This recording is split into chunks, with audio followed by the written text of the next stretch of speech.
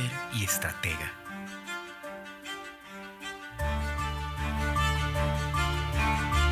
Le puso fe a su pasión.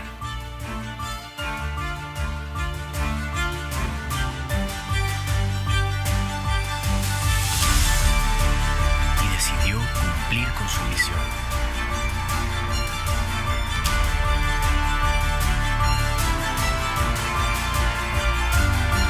Nehemías.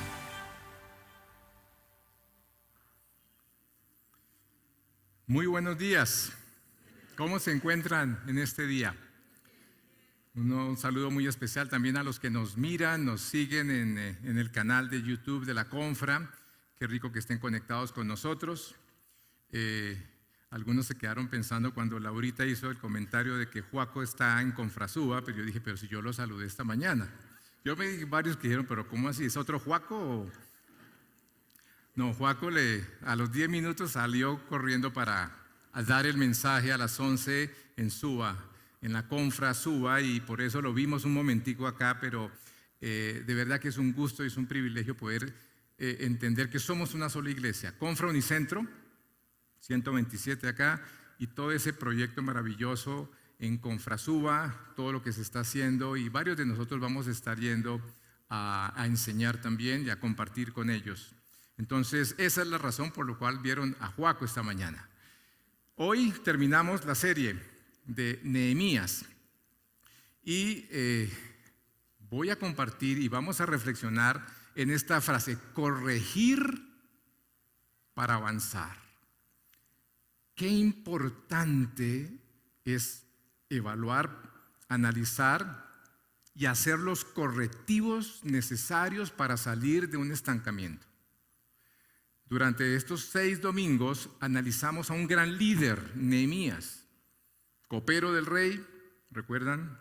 Un hombre que recibió un mensaje, su corazón se cargó y dijo: yo voy a colaborar, voy a aportar a la solución de construir esas murallas en Jerusalén. Ya estaba el templo, y en medio de todo eso enfrentar desafíos como constructor, oposición, amenazas, burla, y finalmente terminar la obra en 52 días, las murallas de Jerusalén, y cómo él entra a ser el gobernador después por muchos años. Pero hoy les voy a pedir un favor, y es que dispongamos nuestro corazón para identificarnos no tanto con Nehemías hoy, sino con lo que Nehemías le dijo al pueblo, a Israel. Son varios aspectos, son 5 aspectos que Nehemías encontró, y el pueblo necesitaba recibir esa exhortación, esa corrección para poder avanzar y poder ser la nación, la luz para las naciones en ese momento. Y muchas veces se equivocaron. Increíblemente, Nehemías, después de semejante hazaña tan grande, tiene que regresar de Babilonia después de visitar al rey allí en Babilonia y decirles: ¿qué está pasando con ustedes?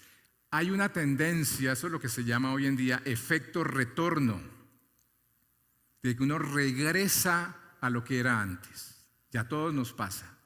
Y es muy fácil vivir una fe y un cristianismo y una relación con Dios, y algunos conocen esos primeros años como ese primer amor. Pero va pasando el tiempo, van pasando los años, y hay cosas que nos detienen porque volvemos a prácticas antiguas o dejamos de hacer lo que hemos aprendido y que Dios nos ha dicho en su palabra.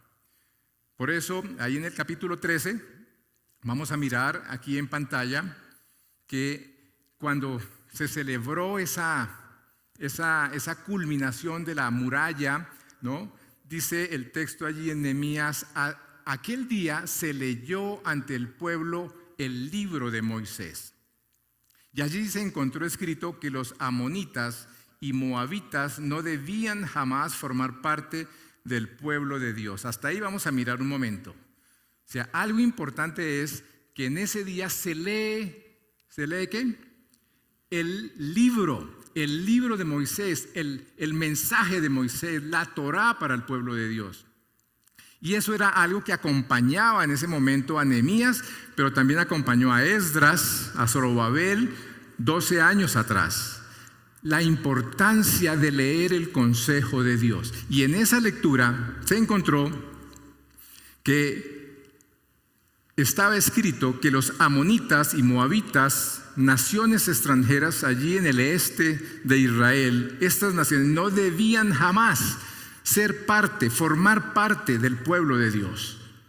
Y en ese momento, miremos el texto que sigue, porque no solo no habían estas naciones dado de comer o de beber a los israelitas, sino que habían contratado a Balaam para que los maldijera, aunque en realidad nuestro Dios cambió la maldición por bendición.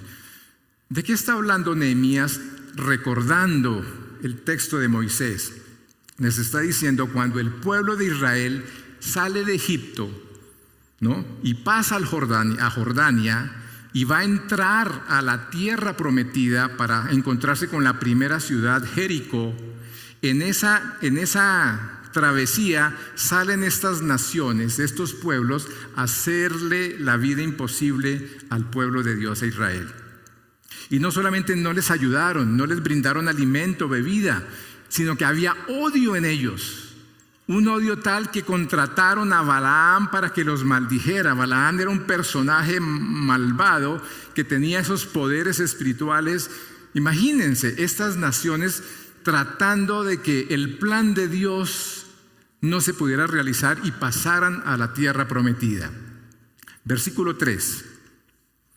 Al escuchar lo que esta ley decía, apartaron de Israel a todos los que se habían mezclado con extranjeros. Lo primero que hace Nehemías es dar esta exhortación, leen el libro de Moisés y hacen caso, evalúan cuáles son ese pueblo que estaba allí, que se había mezclado con estas naciones y los apartaron, fueron radicales apartándolos del pueblo de Dios. Ahora yo hago una aclaración. El mensaje de Dios del pueblo de Israel es un mensaje en los cuales querían ser esa voz y esa luz para todos.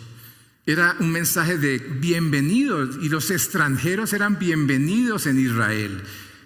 Aquí hay una diferencia, es que estos extranjeros, estas naciones estaban en oposición directa, dañando el plan de Dios y afectando a esta nación, siendo de muy mala influencia. Ahí hay una gran diferencia en cuanto al valor de los extranjeros. Ahora, en estos momentos nosotros aquí en nuestras naciones no podemos decir, es que las naciones vecinas, ¿sí?, son de mala influencia y no debemos relacionarnos con los países alrededor de Colombia o del país que sea. No. En estos momentos estamos enfrentando una influencia no a nivel de territorios geográficos, sino una influencia de la cultura y su forma de pensamiento. Lo podemos ver acá en la imagen. Estamos enfrentando una influencia de la cultura actual, de la cultura de turno y la forma como ellos están pensando. Es lo primero que Nehemías llama la atención. Hoy en día estamos siendo influenciados por la música, por la letra de las canciones. Estamos siendo influenciados por las novelas, por los realities en televisión. Hoy en día está llegando una influencia muy fuerte de todas las plataformas de series de televisión, sea la que sea. No hay película que no muestre como algo correcto, algo saludable, posturas frente a lo que es la familia, lo que es el matrimonio hoy en día. Hoy en día estamos recibiendo influencia en los colegios, en las universidades, y nosotros tenemos que tomar una decisión. Un gran pensador dijo, si la iglesia no discipula a las naciones discipularán a la iglesia. Lo repito, Si la iglesia, si los creyentes, si los seguidores de Cristo no son los que están discipulando a las naciones, a las comunidades, a las personas, son las naciones y es la cultura y es la forma de pensamiento de la cultura de turno la que está discipulando a la iglesia. En los colegios hoy enfrentamos un desafío muy grande en las instituciones educativas. Cuando el diseño original de Dios, lo que dice el libro de Moisés, la palabra de Dios, el texto bíblico, ¿no? Que Dios crea al hombre, Dios crea a la mujer para conformar la familia y proyectar la sociedad y las naciones. Hoy en los colegios, hoy en la sociedad, hoy en la cultura se nos dice: tú puedes ser lo que quieras ser desde pequeños. Esa es la influencia que hoy están recibiendo los niños y los jóvenes. Y hoy más que nunca, y en muchos países, están teniendo que tomar decisiones los padres de familia. Hoy más que nunca están desescolarizando a los jóvenes y a los niños de los colegios por esas ideologías, por esa forma de pensamiento, por lo que la cultura está diciendo: esto es lo correcto. Cuando nosotros vamos a las Escrituras, necesitamos en esta época, mi querida iglesia, más que nunca, cimentarnos en la palabra de Dios y entender que la vida comienza en el vientre de la madre y que eso de interrupción voluntaria del embarazo, eso es un cambio de lenguaje. La cultura necesita cambiar el lenguaje y hacernos pensar que todas las ofertas y propuestas de hoy frente a la familia, frente al matrimonio, frente a la crianza, frente a los hijos, frente a la vida, hoy nos están ofreciendo alternativas diferentes y más novedosas. Y hoy es cuando necesitamos decir: yo quiero ser la iglesia del libro, de la palabra de Dios, y entender que necesitamos hoy más que nunca, y le digo esto a los jóvenes, a los padres jóvenes, a los padres adultos, para que intercedan y estén muy pendientes, estar más cerca de nuestros hijos. Hoy necesitamos estar preparados para esa influencia tan fuerte, no de naciones como vivió Israel, sino de una cultura y de una forma de pensamiento que cada vez va a ser más agresiva.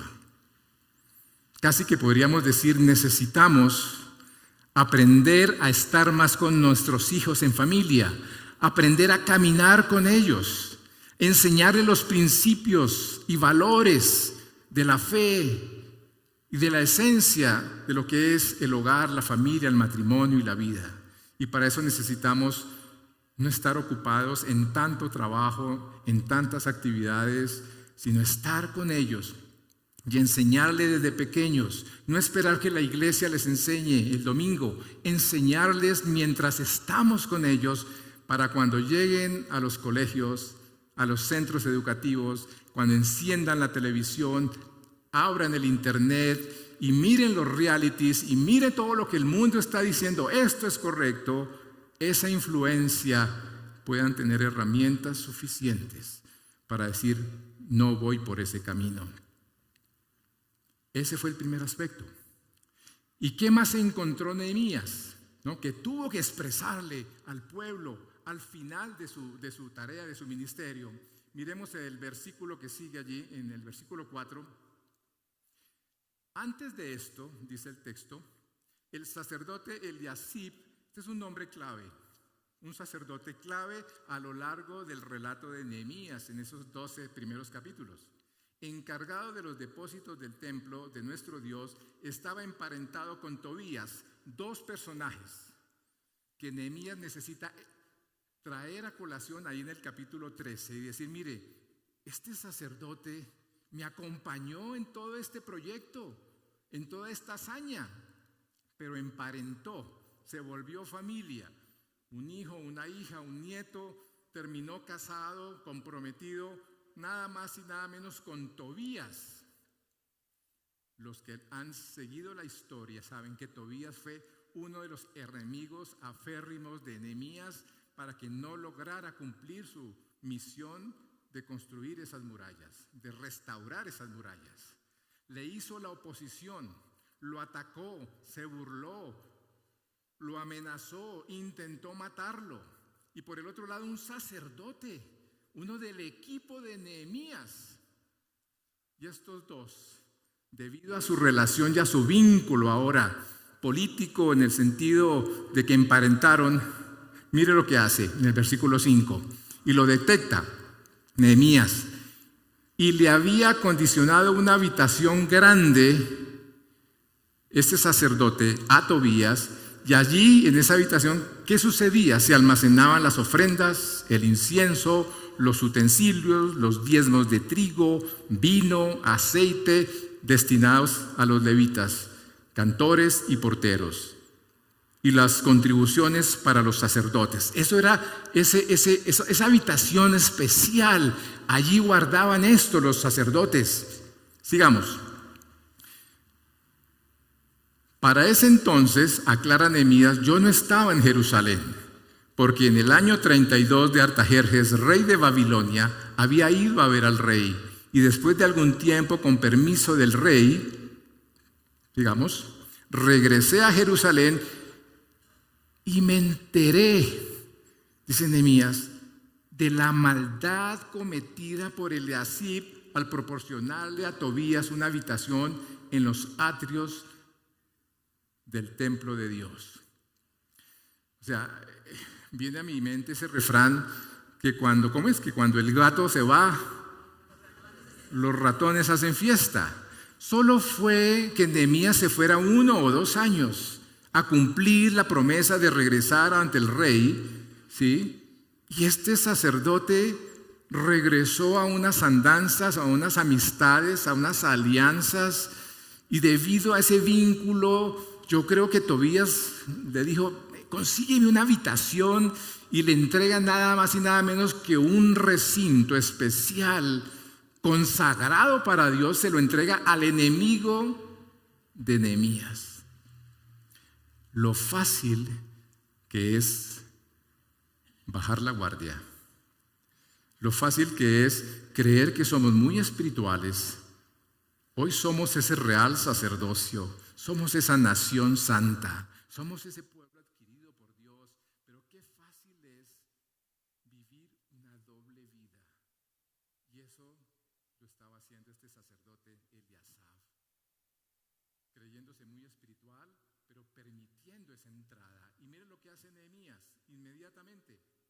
Esto me disgustó tanto que hice sacar de la habitación todas las pertenencias de Tobías.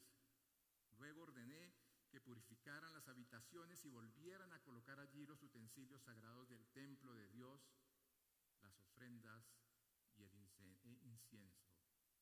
O sea, Nehemías no lo pensó 2 veces. Mandó sacar todo lo que era de Tobías, todos sus chécheres, su ropa, sus muebles, porque eso era algo muy delicado. Era el templo, era la casa de Dios. ¿Cómo va a ser posible que permitiera la entrada de este personaje? Y no solo eso, las palabras claves que yo identifico ahí es, miren, él buscaba ahora purificar eso. La entrada al templo de Dios implicaba, ¿no?, una contaminación, diría yo, de ese lugar tan especial, y por eso inmediatamente de sacar las cosas manda purificar no solo esa habitación, sino las otras habitaciones alrededor. Así como en el primer aspecto vemos una influencia de la cultura actual, hoy vemos cómo permitir la entrada a mi vida de aquello que me hace daño es muy delicado. Mírenlo acá, lo voy a volver a expresar. Permitir la entrada. Hagan de cuenta que somos habitaciones, somos el templo de Dios, tenemos esa relación con el Señor, y permitir la entrada a mi vida de aquello que me hace daño me estanca.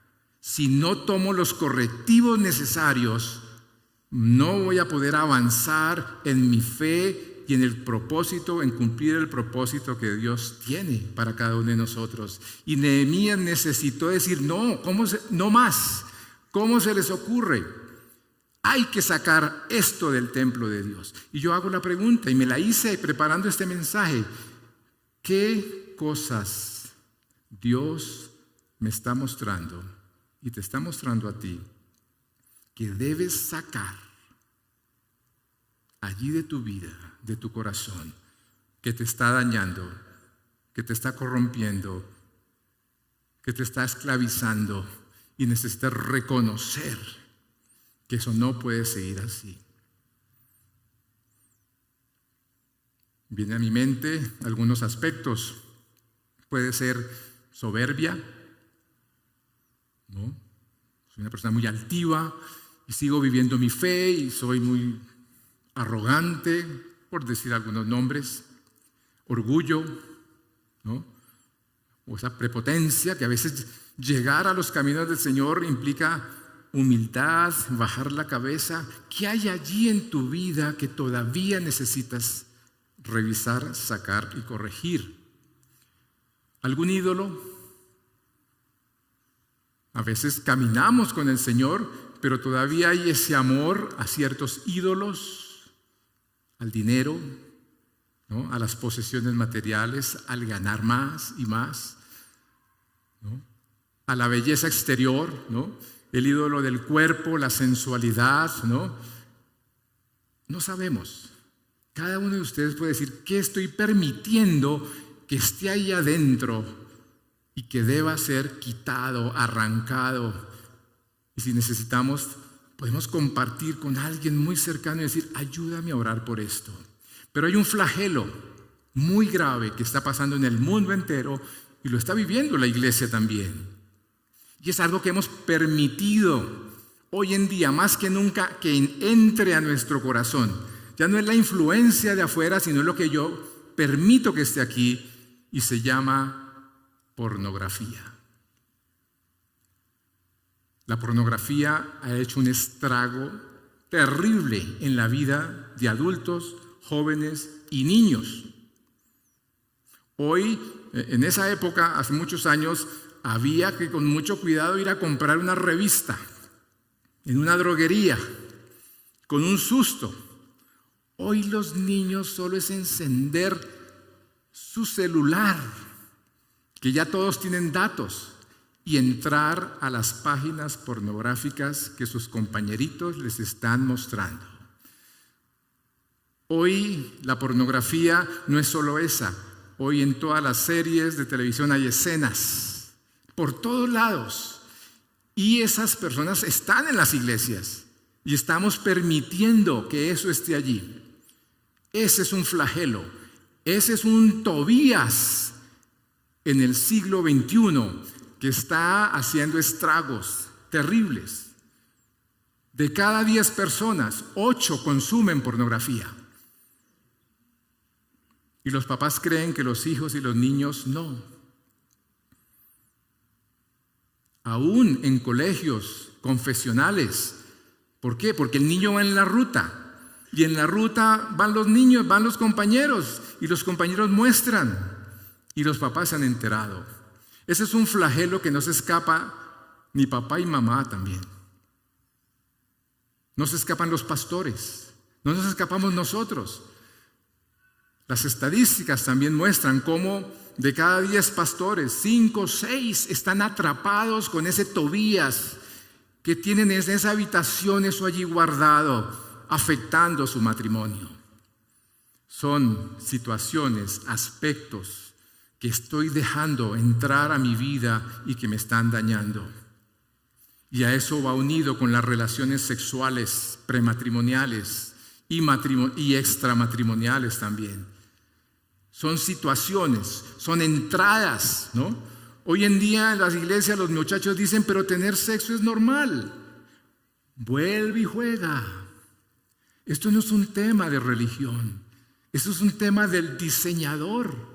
el creador del hombre y de la mujer que instituyó el matrimonio allí en Génesis, ¿no? Y las relaciones sexuales dentro de ese contexto está en la palabra de Dios. Pero afuera dicen otra cosa. Y nos vamos en esa dirección, permitiendo entrar y que habite en nosotros esos flagelos tan delicados. ¿Qué más encontró Nehemías al regresar de haber visitado al rey? También me enteré que a los levitas no les habían entregado sus porciones y de que los levitas y cantores encargados del servicio habían regresado a sus campos. Miren acá. También se enteró después de que Nehemías organizó la sociedad, los jefes, los importantes, los sacerdotes, y dejó todo establecido, y les recordó cómo cuando Moisés sale con el pueblo de Egipto y van a entrar a la tierra prometida, y Moisés solamente se le permitió desde el monte Nebo, allí en Jordania, hoy al este de Israel, ver la tierra prometida allá a lo lejos, porque quien entró al pueblo fue Josué, su asistente, y entran a Jericó en cabeza de Josué. Moisés muere allí en el monte Nebo, pero Josué desarrolla toda la instrucción que Moisés le había dado de entregarle a cada tribu sus territorios, su geografía, sus tierras, a todos, y empezó a establecer en el pueblo de Dios, en Israel, y a cada una de las 11 tribus les entregó su territorio, conquistando, peleando, batallando. Y a Leví, el hijo de Jacob, a esta tribu le dijo: ustedes no van a recibir herencia, no van a recibir territorio, su herencia van a ser los diezmos de las demás 11 tribus, porque su tarea es fundamental: administrar el templo, los servicios, las ofrendas, los sacrificios. Es una labor fundamental al lado de los sacerdotes. Cuando Nehemías llega y había dejado todo listo, ya los ratones habían hecho fiesta otra vez con esas instrucciones específicas. Verso 11. Así que reprendí a los oficiales, a los jefes, a los nobles, a los que lideraban. ¿Por qué está tan descuidado el templo de Dios? Luego los reuní y los restablecí en sus puestos. Inmediatamente hizo eso Nehemías. ¿Cómo pueden ustedes haber abandonado el templo, el servicio de los levitas? A los levitas les tocó salir de su función, ir a los campos, a buscar oficio, a buscar de qué vivir. Y los sacerdotes estaban tranquilos en Jerusalén, ¿no? Despreocupados. ¿Qué vemos aquí? Una despreocupación por los que se dedican a la tarea pastoral. Hoy ya no tenemos levitas en medio nuestro, ni en Israel hay un templo ya. Hoy lo que tenemos es hombres y mujeres en el mundo entero que se dedican al cuidado, a la tarea pastoral, que se dedican a la predicación, a la enseñanza de la palabra, a acompañar a la iglesia hoy, al Israel de hoy. Somos ese Israel hoy en día y necesitamos aprender a no descuidar a aquellos que se dedican a enseñarnos, a encaminarnos en la palabra. Dice el texto bíblico, cuando Pablo le habla a Timoteo, le dice: miren, ¿sí? El obrero, el trabajador, es digno de su salario. Así como un médico es digno de su salario, un arquitecto, un ingeniero, un psicólogo, ¿sí? Los que se dedican a enseñar, a cuidar, a pastorear, a acompañar, a dar consejería, a acompañar a los jóvenes, ¿no? Ellos necesitan también, ellos merecen su sueldo. Ahora, yo reconozco que hay lugares donde hay pastores que se han enriquecido con estas ofrendas o con estos diezmos, pero quiero decirles de todo corazón que son la minoría. Por esos lunares que hemos sabido y hemos conocido, no podemos quitar un principio. Nehemías exhortó al pueblo de Dios que estaban descuidando a los que se dedicaban, ¿no?, a esa tarea, a esa encomienda que Dios había hecho. Y hoy nos cuesta trabajo ser generosos en las iglesias. Somos selectivos en la generosidad. Es más fácil ayudar a una fundación de niños, es más fácil ayudar a mi mamá, ayudar a mi hermano, ayudar a la gente pobre, pero vengo a las iglesias, me beneficio, me alimento, recibo, crezco, pero ¿cómo nos cuesta dar? Este es un llamado que hace Nehemías y es un llamado que nos hace Dios como tercer elemento. Cada uno de ustedes, ¿no?, que Dios nos ayude a ser generosos, ¿no?, y a poder escoger, a poder apartar, ya no como una obligación. En esta época era una obligación, ya no. Ahora es por amor, por gratitud, es voluntario, es de acuerdo a lo que Dios nos ha prosperado, es hacerlo con disciplina, con juicio, ¿sí? Es invertir en el reino de Dios. Puedo decirles que uno de los aspectos fundamentales por los cuales yo cambié de iglesia, me trasladé de una iglesia aquí a la Confra hace más de 30 años, fue ese aspecto. Porque encontré un lugar donde hay responsabilidad, hay ética, aquí nadie se enriquece. Y uno tiene que saber dónde está sentado, dónde está metido, para decir, aquí quiero invertir también. Porque se merecen, ¿no? Estos pastores, este lugar, estas instalaciones tienen que tener un mantenimiento. ¿Qué más encontró Nehemías? En cuarto lugar, vemos allí en el versículo siguiente, por favor, si me ayudan. Durante aquellos días vi en Judá, ese es el cuarto elemento, que en sábado algunos exprimían uvas y otros acarreaban al lomo de burro manojos de trigo, vino, uvas, higos y toda clase de cargas que llevaban a Jerusalén. Y les advertí entonces que no vendieran sus víveres en ese día. O sea, esto ya se había dicho, ya se había establecido, ya lo conocían. Regresa Nehemías de Babilonia y se entera de esto. ¿Cómo va a ser posible, ¿no?, que ese mensaje que ya ellos conocían volvieran otra vez a permitir en un día tan especial? ¿Sí? Miremos la que sigue, por favor. Creo que hay otra porción allí. También los tirios, o sea, los de Tiro, los que eran del norte, allá al norte de Israel, al lado del Mediterráneo, que vivían en Jerusalén, traían a las ciudades pescado y otras mercancías para venderlos a los judíos en sábado. Así que reprendí la actitud de los nobles de Judá y les dije, ustedes están pecando al profanar el día sábado. ¿Qué estaba pasando? Se les había olvidado que era un día especial, un día que Dios había establecido. Estaban pensando más en la productividad, en los negocios. Traigamos este pescado, vendámoslo en Jerusalén toda la semana, pero el sábado también, ¿sí? Y carguemos y hagamos mercados y formamos esto una plaza grande. Y Dios había dicho, eso no lo pueden hacer en el día de descanso, en el día de reposo, en el Shabbat. Y aquí podemos ver que el día de descanso perdió el significado que debía tener. El día de descanso es para parar, escuchen esto, es para parar y estar quietos delante del Señor. Desde Génesis, cuando Dios crea cielo y tierra, en 6 días hace la obra de la creación y dice, y el séptimo día descansé. Cuando Moisés lleva de salida al pueblo de Egipto allá y va pasando por el Sinaí, por la península de Sinaí, hoy allá en Egipto, y sube al monte Sinaí y recibe los 10 mandamientos en piedra, el cuarto mandamiento, porque los 4 primeros tienen que ver mi relación con Dios.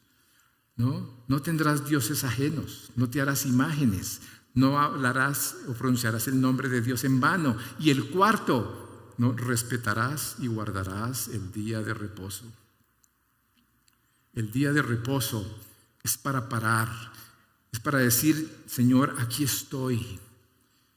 Gracias por esta semana, gracias por la productividad, gracias Señor por lo que me has dado, gracias por los desafíos. Es para parar y tener su corazón quieto delante del Señor. Algunos lo toman el día sábado, otros el día domingo. Ese no es el punto. El punto no es entrar en polémica que Shabbat es sábado y tiene que ser el sábado. Hay suficiente sustento para decir por qué el domingo se toma como el día de descanso. Pero sea el uno o sea el otro, lo importante es quietud en mi corazón. En el caso mío es el domingo. Yo desde por la mañana no pongo noticias. Ya le digo a mi esposa, no más. Dejemos este gobierno tranquilo. No más. El domingo, canciones, tranquilidad, lectura. Me quiero preparar para ir a la iglesia. Quiero escuchar la voz de Dios. En la tarde, una tarde más tranquila. Decir, si me llaman, hoy no, hablemos mañana lunes. Hay un negocio, bueno, mañana lunes.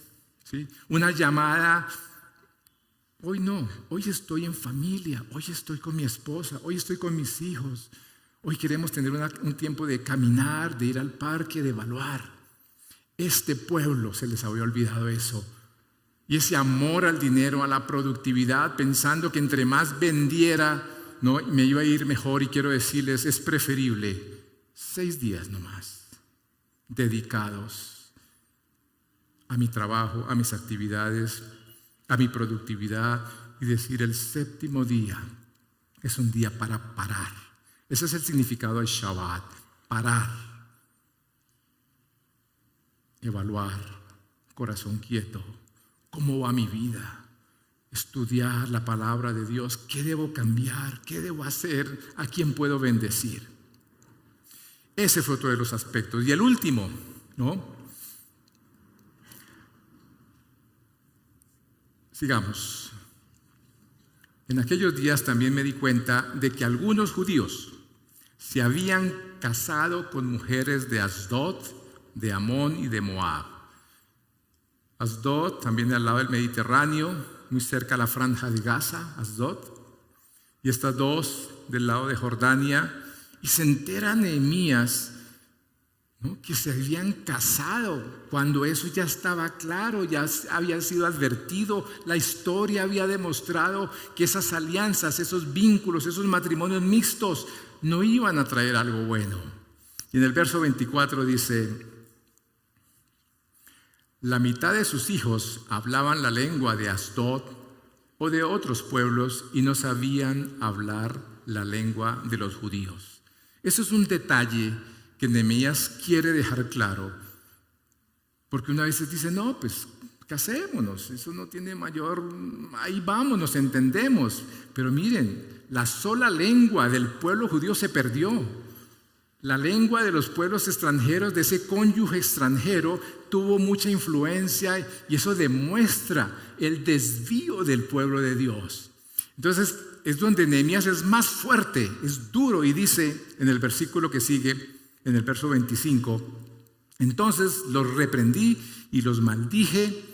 A algunos de ellos los golpeé hasta les arranqué los pelos, las mechas, y los obligué a jurar por Dios. Les dije, no permitan.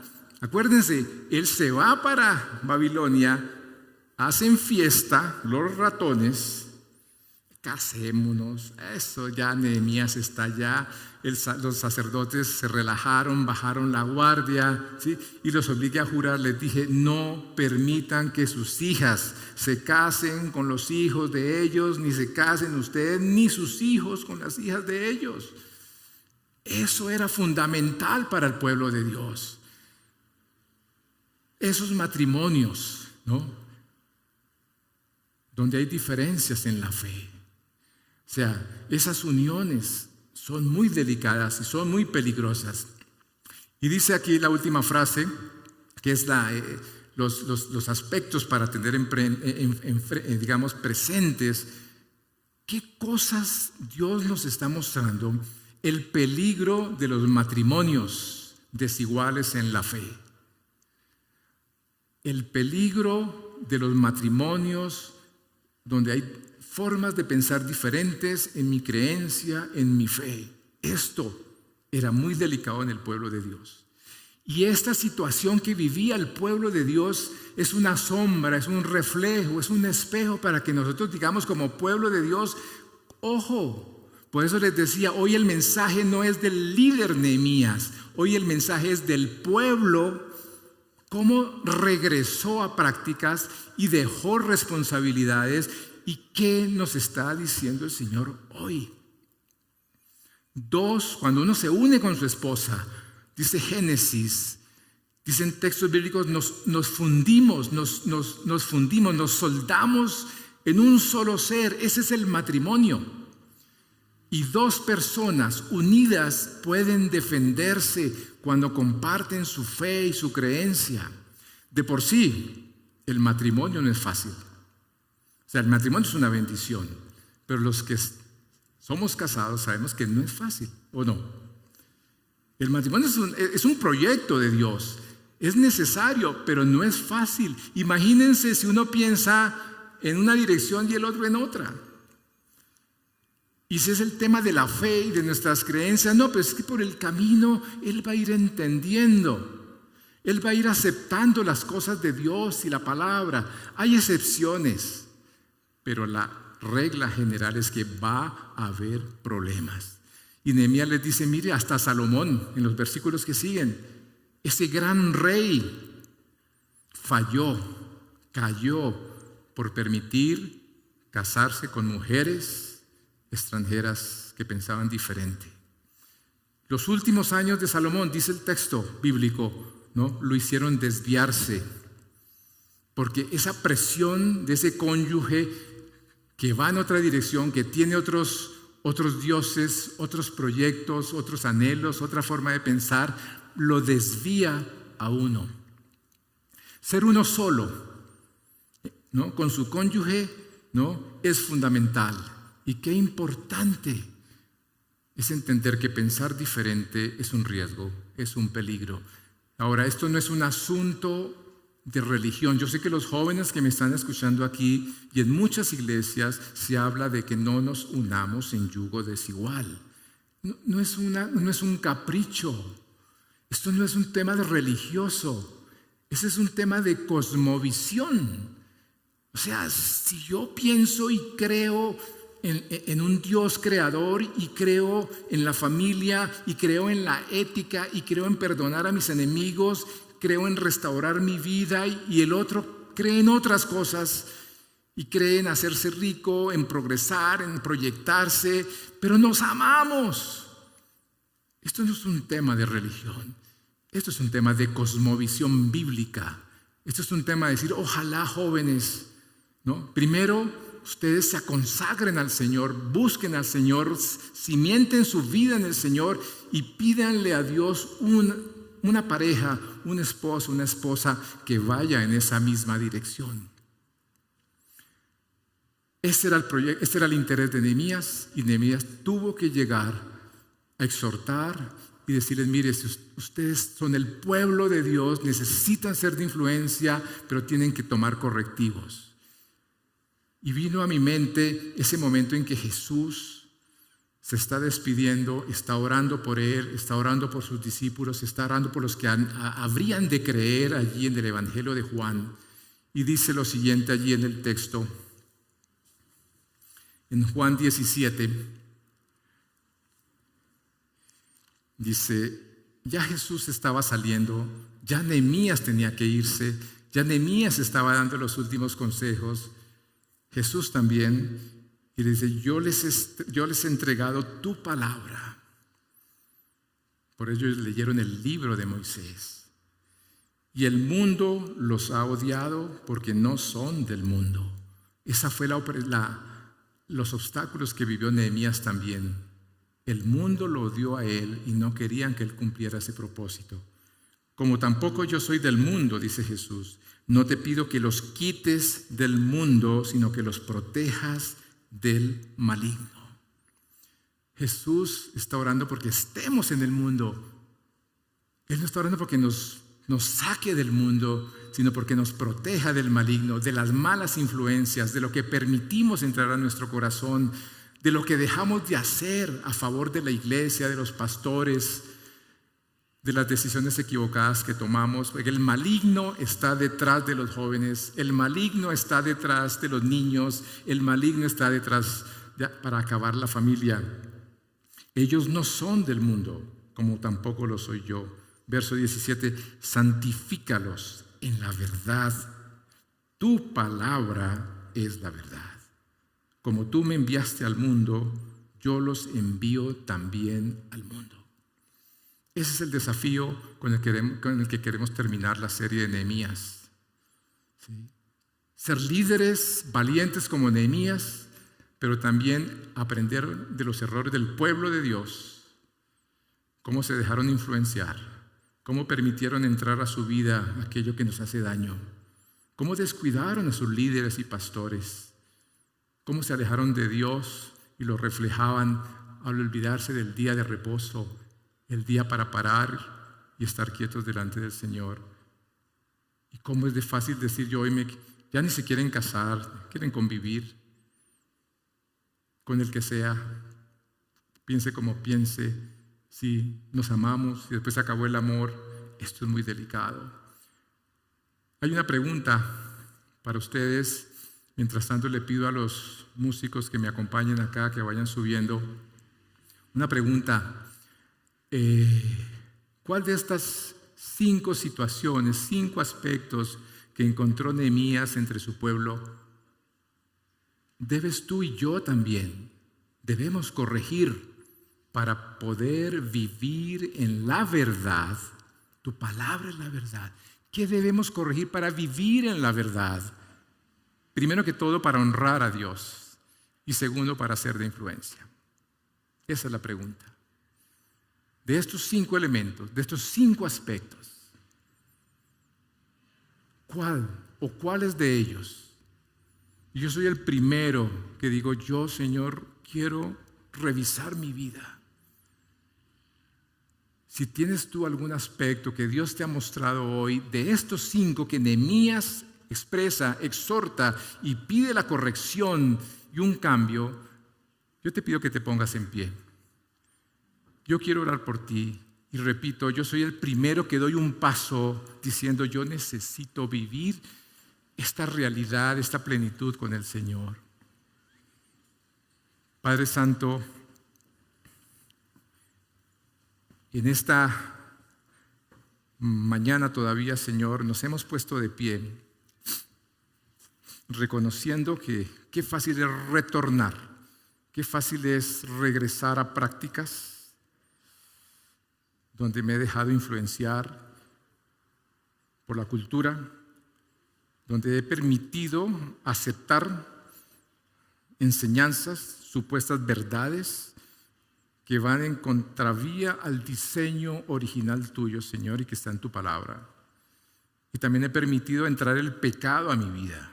Esos Tobías que deben ser retirados, quitados de allí, Señor.